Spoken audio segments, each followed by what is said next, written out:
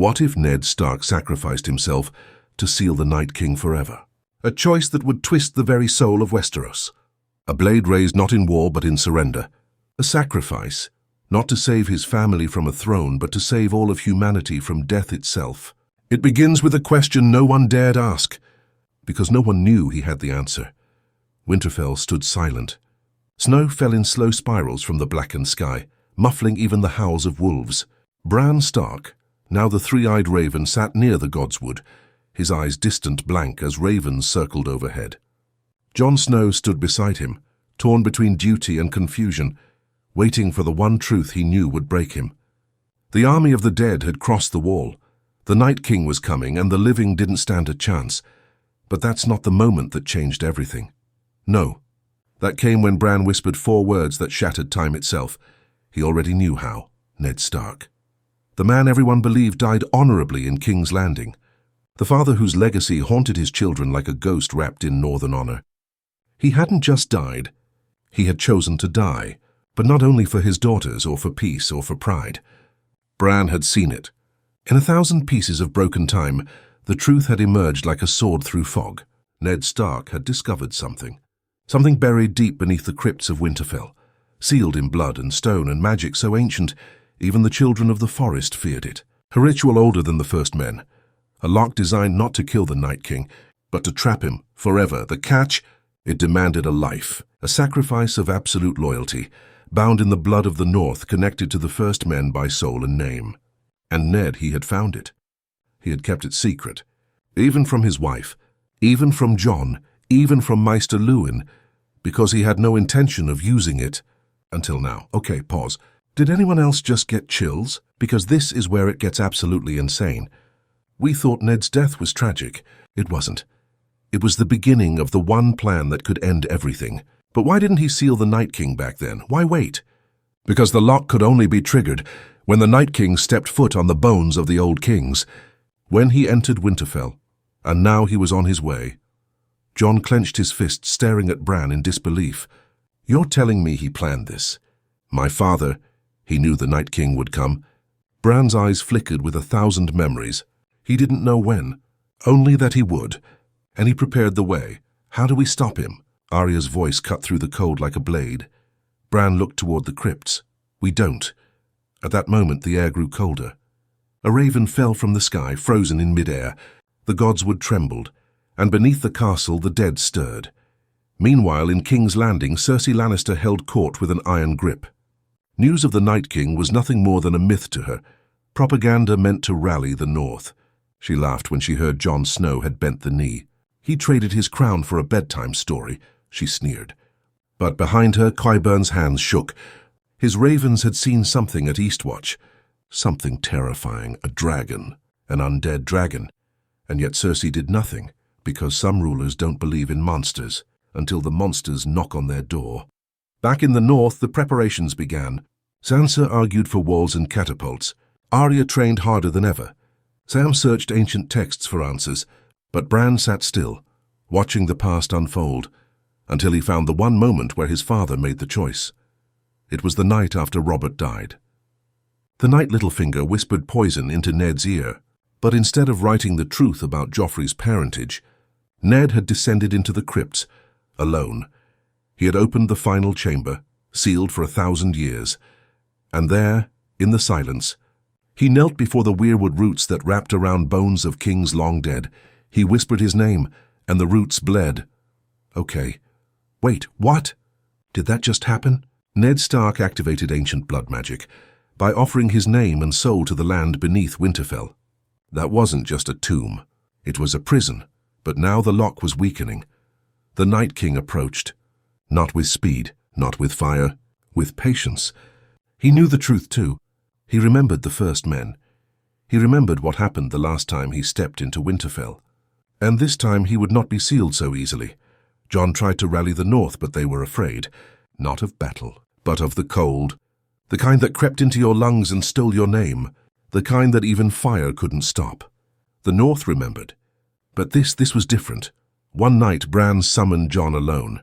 His voice was low, almost human. You can't stop him with swords, not even with dragonglass, not with fire, Only with what he fears most. And what's that? Jon asked. Peace. Jon's brow furrowed. Death doesn't fear death, Bran whispered. It fears being still, forever, forgotten, bound. And the only way to bind it was with life. Jon stared at Bran. The silence between them was so heavy it felt like the stone itself held its breath. You want me to sacrifice myself? Bran shook his head.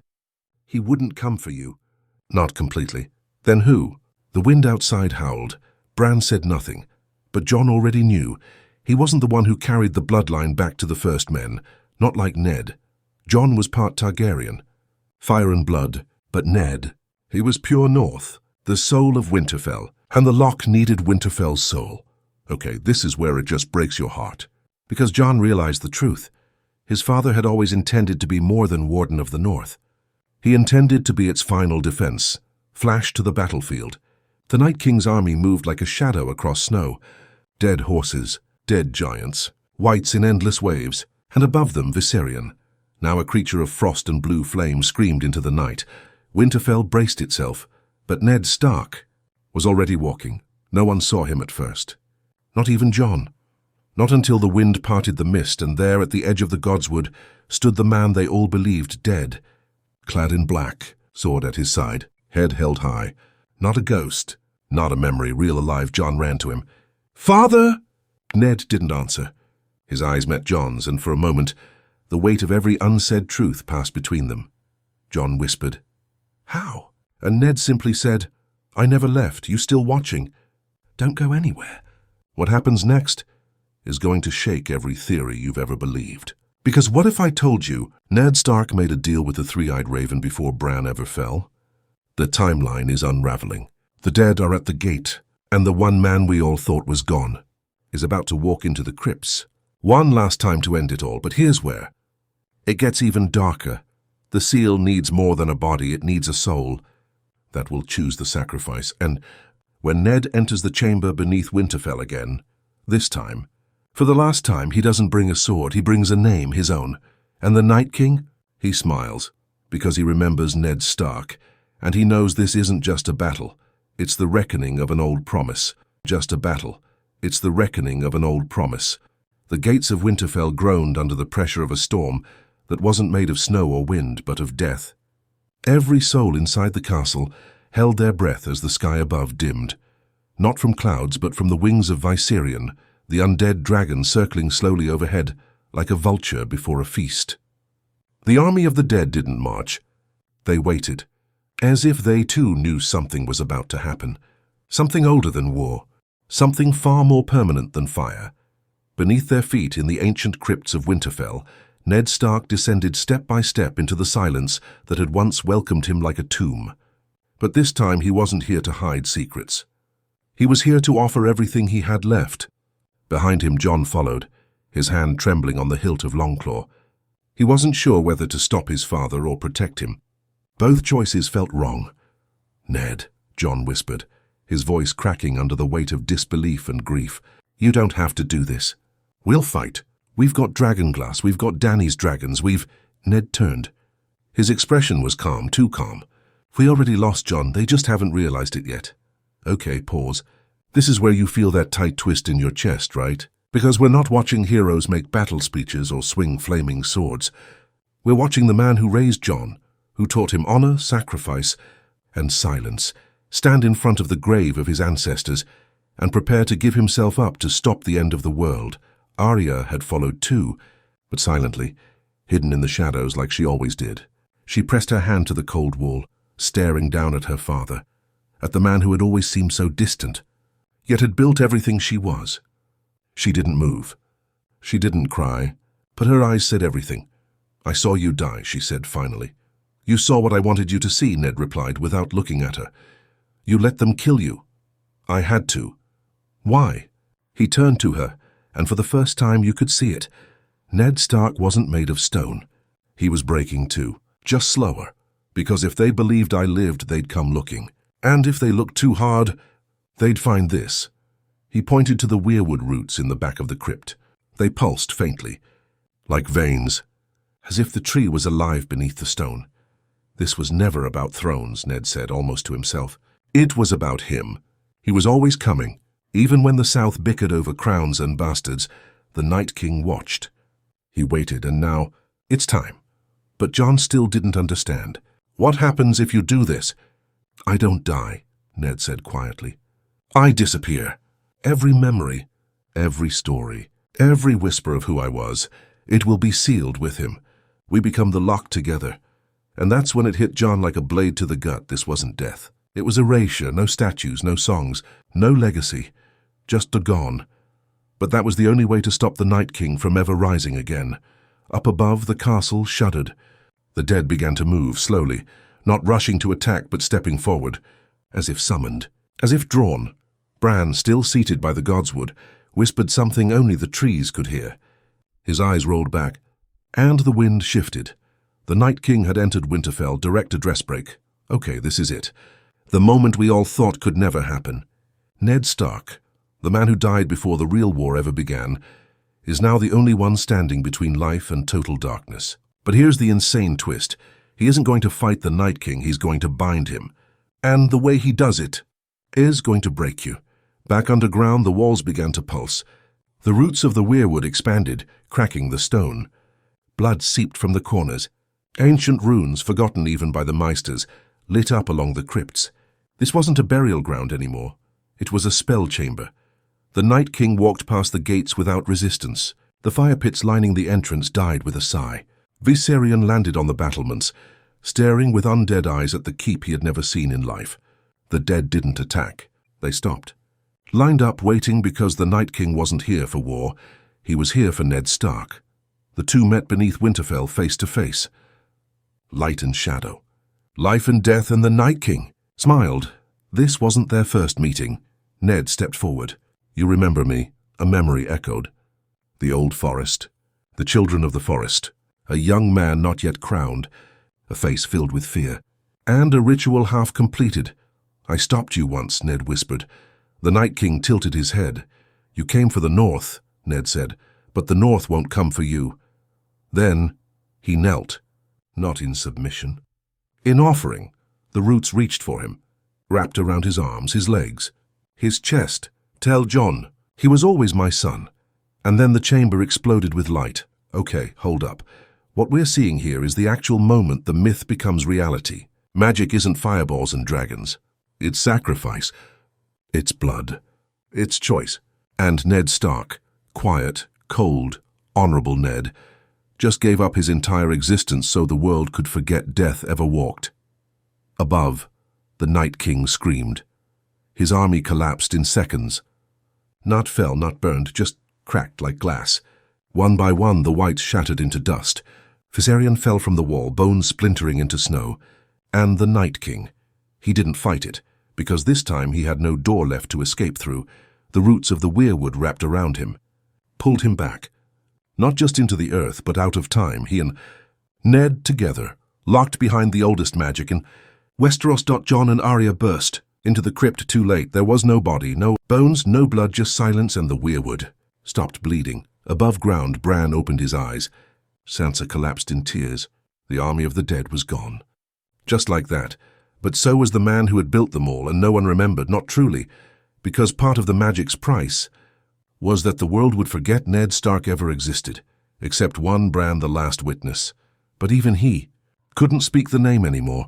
Only Jon remembered pieces, dreams, echoes, a face in the dark, a voice in the wind, and sometimes when the snow falls just right over Winterfell, you could swear you see a man standing at the gate, watching, protecting, silent as the grave, watching, protecting, silent as the grave. The ravens flew south, not dozens, not hundreds, thousands. A storm of wings blackened the skies over the riverlands, clawing their way toward the Red Keep, like omens made flesh. Qyburn was the first to notice. He stood at the tower balcony, lips parted in quiet horror, as the birds screamed across the sky like they were trying to outrun something. He turned to Cersei, pale-faced and shaking. "They're fleeing the north," he said. Cersei rolled her eyes. "So are the rats, the beggars, and the fools. Let them. That Cold War is no concern of mine." But Qyburn didn't flinch this time. "Your Grace," he said, voice lower than usual. "The dead are gone." She paused. "Gone." "No survivors?" she asked, confused. Qyburn shook his head. No dead, none. Every report from our northern spies say the Night King vanished. His army crumbled to dust. The battle never happened. There were no casualties. Now Cersei frowned. Then who defeated him? Silence? And that's when her mind truly began to race, because something about the quiet was more terrifying than war. All right, stop right there for just a second. You feel that, right? That sense that something unnatural has happened. That eerie silence after a storm when everyone's waiting for thunder that never comes. That's the setup we're in right now. Because the dead didn't just lose. They were erased. And for people like Cersei, nothing is more dangerous than a victory she didn't control. Back in Winterfell, the castle was half repaired but full of ghosts. Jon stood beside the godswood, hand on the old carved face of the weirwood, but it felt distant. The cold didn't bite the same. The wind didn't whisper.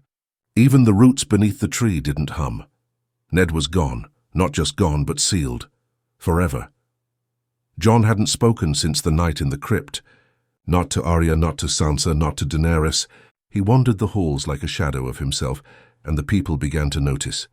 He wasn't their king in the north anymore. He was something else, something haunted. Arya tried, of course. You still think you could have stopped him? She asked, sitting beside Jon in the armory. Jon didn't look up. No. Then why do you act like you failed? He finally turned. Because I don't even remember what his voice sounded like anymore. That hurt more than a sword to the chest, because Jon's guilt wasn't just grief, it was erasure. Meanwhile, Bran had changed. Not just older, but colder. He no longer told stories, no longer smiled. He stared at walls as if they were windows, watching things only he could see. And when Samwell Tarly arrived weeks later, holding scrolls and records from the Citadel, Bran looked at him and said something that froze the room. Ned Stark never existed. That's when Sam understood. The seal didn't just bury the Night King, it rewrote reality. This is where things start spinning off the rails, right? Because now the world has one less hero, but no one knows they lost him. Except for Bran, Jon, and Arya, the man who saved Westeros is nothing more than a name in an old book, wiped clean by magic older than memory. But Cersei, she saw opportunity. When news of the North's survival reached her council table, she smiled. So the Snow Wolves survived their little fairy tale, she said, sipping wine. Good. Let's remind them what the South does to saviors. She ordered 2 things. Send ravens to Yara Greyjoy in the Iron Islands to cut off trade to the north, and prepare the Golden Company for an expedition. Not north for war, but for occupation. If the North survived the dead, she would ensure it did not survive peace. Down in Dragonstone, Daenerys felt the shift too. She stood beside Drogon, hand on his warm scale, feeling more alone than ever. She'd come to Westeros for fire and fury. But the war was over, and she hadn't won it. Someone else had, and no one could tell her who. She looked to Tyrion. What are they hiding in Winterfell? Tyrion frowned.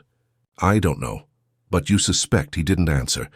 Because here's the thing, even Tyrion, master of whispers and riddles, had begun dreaming of a man with a sword and no name. He couldn't describe the face, couldn't hear the voice. But it haunted him. A ghost without memory, a king without a crown, and Daenerys? She started to suspect the same thing everyone watching this video has already guessed. The story of Westeros has a missing chapter. Back in the north, something else was happening.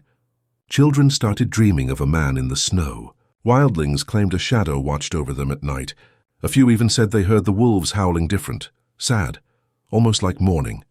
And then came the moment that cracked everything. Bran summoned the Lords of the North. Sansa, Arya, Jon, Sam, Glover, Royce, Mormont. Every great house. He said 3 words that lit the fuse. The seal is weakening. What? Yup, you heard right. The magic that erased the Night King and sealed Ned is starting to come undone. And no one knows why, but Bran does. Something or someone is trying to remember, he says, and that's where the real twist begins.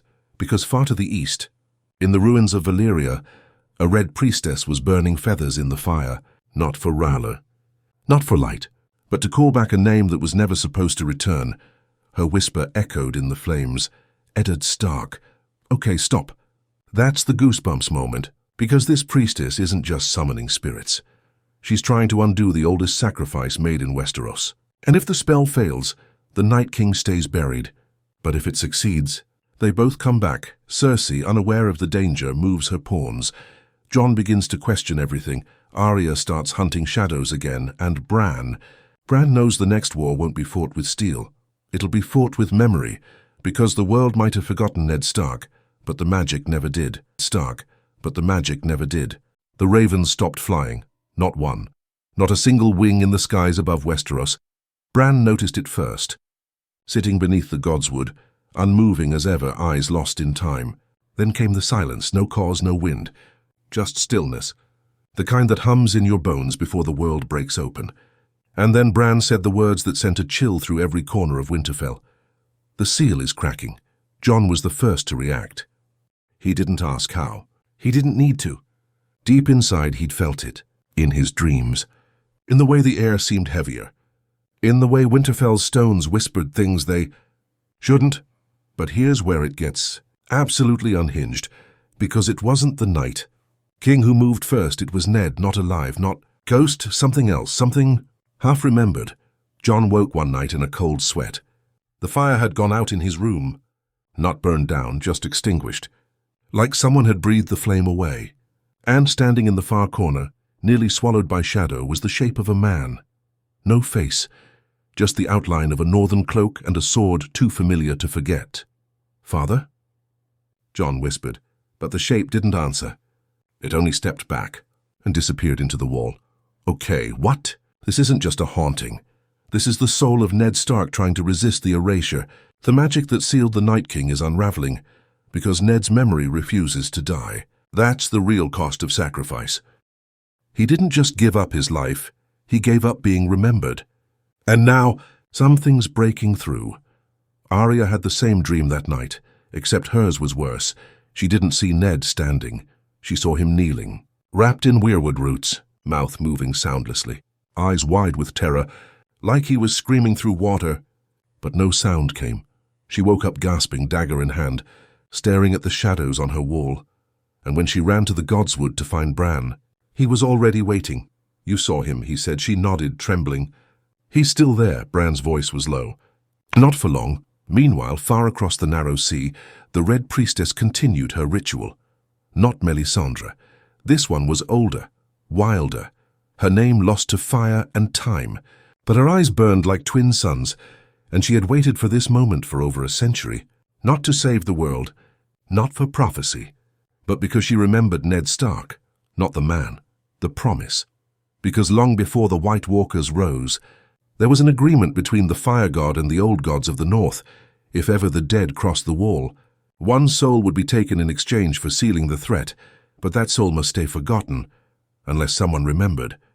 She cast bones into the fire and whispered again, "Eddard, Stark, Eddard, Stark, Eddard, Stark," 3 times, and then the flames turned blue.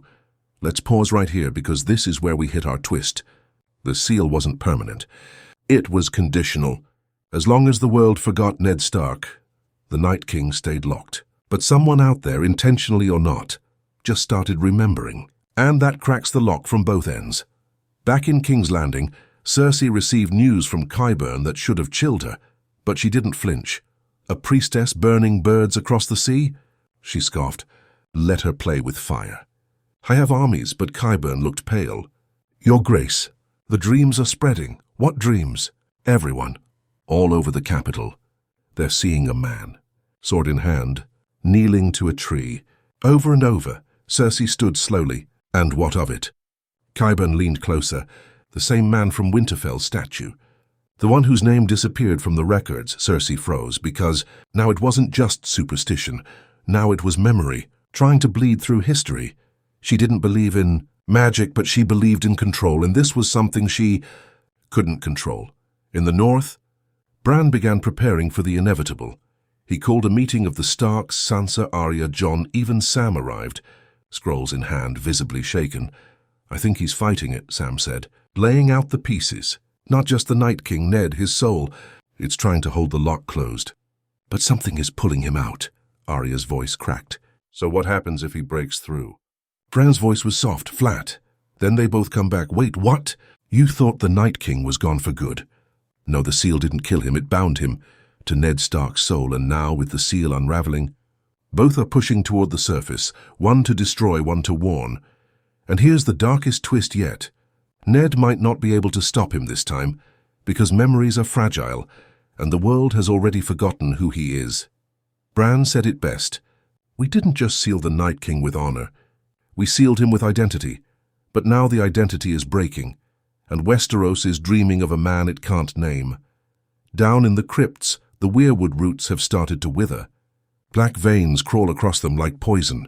Sansa sees it first when she visits Lyanna's tomb. The cold down there isn't just northern, it's unnatural, and the carvings on the wall. Changing.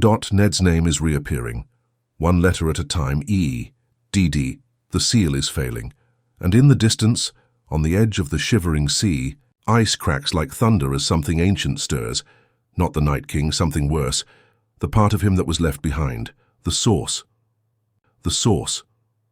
The shivering sea groaned like an ancient god waking from slumber. Waves shattered against the jagged ice, but it wasn't water that broke, it was something beneath. Far beyond the maps of men, past the ruins of Hardhome and the shattered watchposts of the true north, something older than the Night King began to crack free from a prison never meant to fail. The source, not a person, not even a creature. A memory, a core of frozen time sealed deep beneath the world, made by the children of the forest before the first blade was ever raised, before the first men touched bark or bone. A place so steeped in ancient magic that even the Night King feared it. And now, it was waking, because Ned Stark's soul, his resistance, his memory, his identity, was unraveling the seal from the inside, and in doing so, he was shaking the foundation of death itself. Back in Winterfell, the signs were no longer whispers. Statues cracked, candles refused to light, fireplaces burned cold. People started to dream again, all of them. Not just nobles, not just Starks, everyone in the north. They dreamed of a tree, a sword, a kneeling man, and then came the whispers. He remembers over and over, until even those who'd never heard the name Ned Stark began to speak it. And that right there, that was the final thread, because the magic didn't demand blood. It didn't demand loyalty. It demanded forgetting. And now Westeros was remembering. Too much, too fast. Jon stood in the great hall, staring at the weirwood carving above the hearth. The Stark direwolf. It pulsed, not visibly, but in his gut. Something ancient wrong was coiling in his blood, and he felt it. This wasn't just about the Night King coming back. This was about the balance of life and death failing. "I can feel him," Jon said to Bran. Bran nodded slowly. "So can I. But it's not him, is it? It's not the Night King." "No," Jon took a breath. "Then what is it?" And Bran's answer?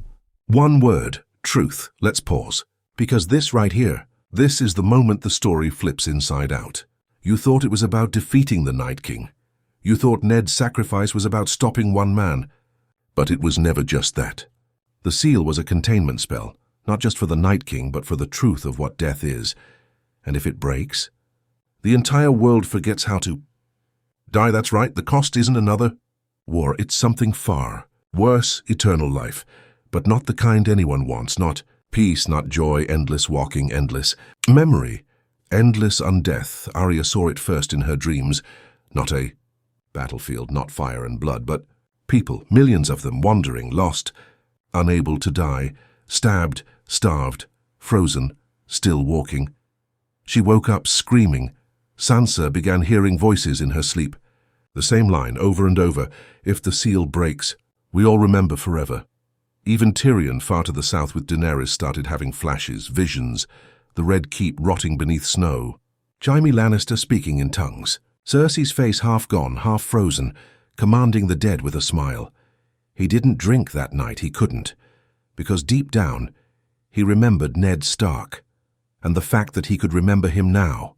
That meant only one thing: the seal was nearly gone. Back in the north, the crypts of Winterfell began to breathe. No, really, breathe. Air moved where none should.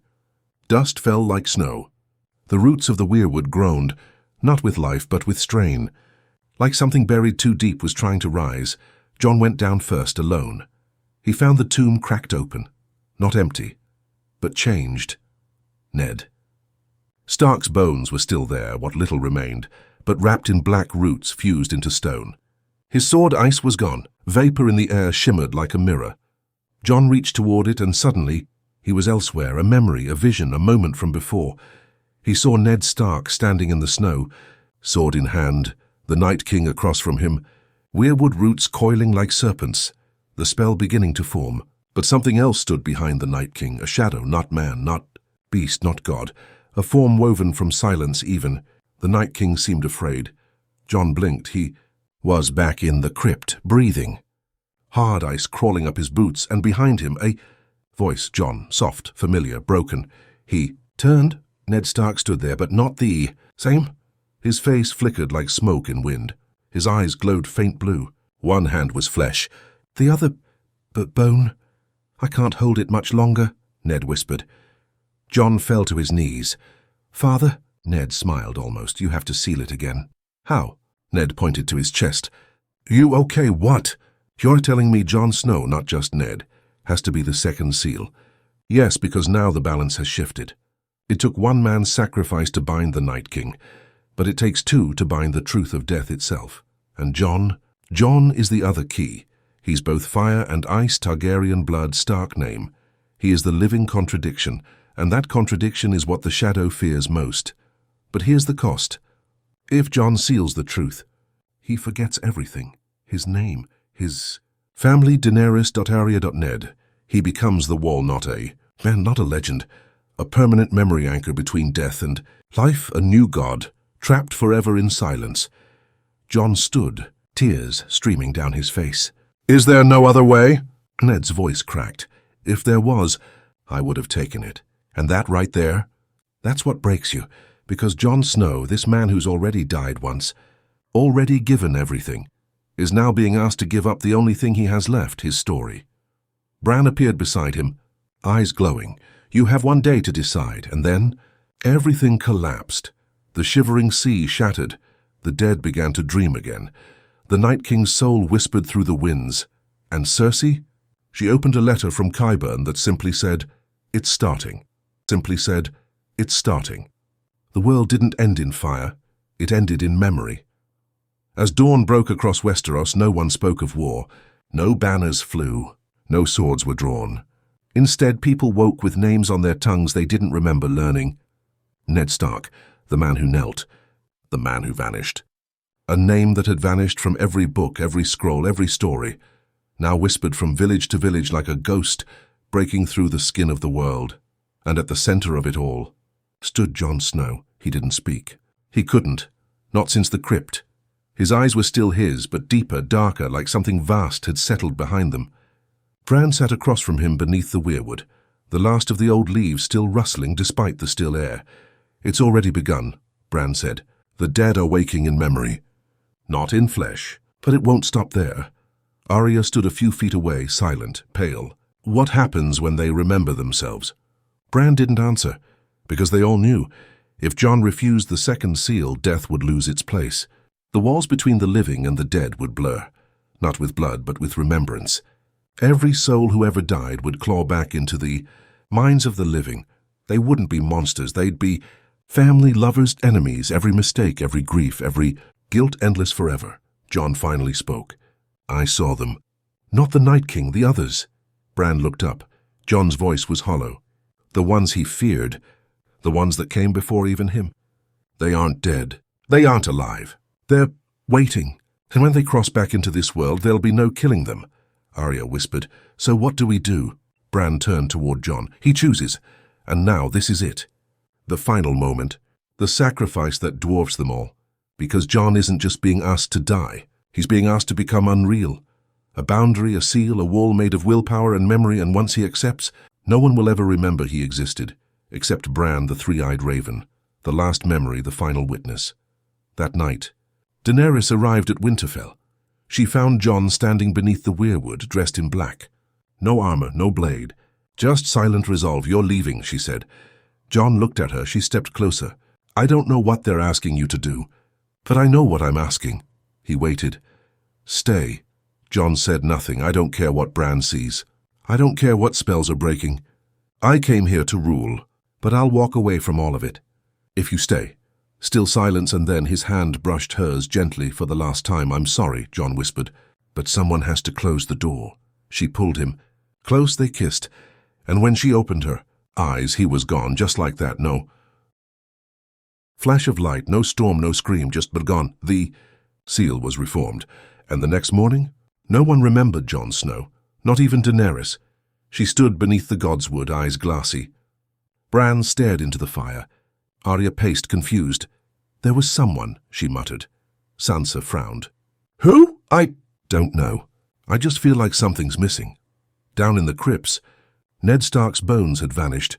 No roots, no remains, just a sword lying across empty stone, and far beyond the wall, the winds grew warm again, the sky turned gold, and the dead. They stopped dreaming, because the seal had worked. Jon Snow's memory, his name, his story, was now part of the magic itself, an eternal lock between realms. But there was one final twist. Bran. The boy who saw everything, who remembered everything. He sat alone that night, eyes flickering, hands shaking, and when Samwell came to check on him, Bran finally spoke. "Jon isn't truly gone." Sam stepped closer. "What do you mean?" Bran's voice cracked for the first time in years. "He sealed the gate, but he didn't walk through it." Sam blinked. "Then where is he?" Bran turned his head toward the fire. "He's watching." And the camera pans, no music, no words, just wind rushing through trees, and in the faintest breath barely a whisper carried through leaves. "I am the sword in the darkness." A shadow flickers behind the tree. One step forward, eyes not blue, not gold, but grey. And then silence.